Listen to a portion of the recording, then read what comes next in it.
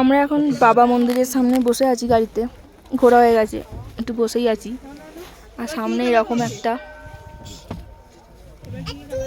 সৌন্দর্য, কিন্তু আমি বসে বসে দেখছি আর ভাবছি যে আমরা দেখতে এসেছি, ঘুরতে এসেছি, আমাদের এগুলোই ভালো লাগছে, কষ্ট হচ্ছে, অক্সিজেন প্রবলেম হচ্ছে, স্বাস্থ্য তাও আমরা দেখতে এসেছি, ঘুরতে এসেছি ভালো লাগার জন্য। কিন্তু এখানে কি থাকা যাবে? এখানে আমরা থাকতে পারবো? তখন থেকে বসে বসে দেখেই যাচ্ছি এই সমস্ত জায়গাগুলো, আর ভেবে যাচ্ছি। বরফ পড়ে আছে দূরে দূরে, গাড়ি থেকে বসে দেখছি, খুবই ভালো লাগছে। দূরে দূরে ক্যাম্প, কিছু কিছু হোমস্টেও আছে একটা একটা।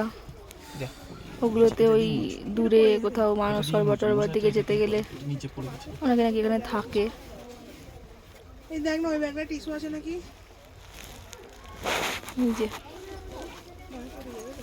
দেখছি আর ভাবছি বসে বসে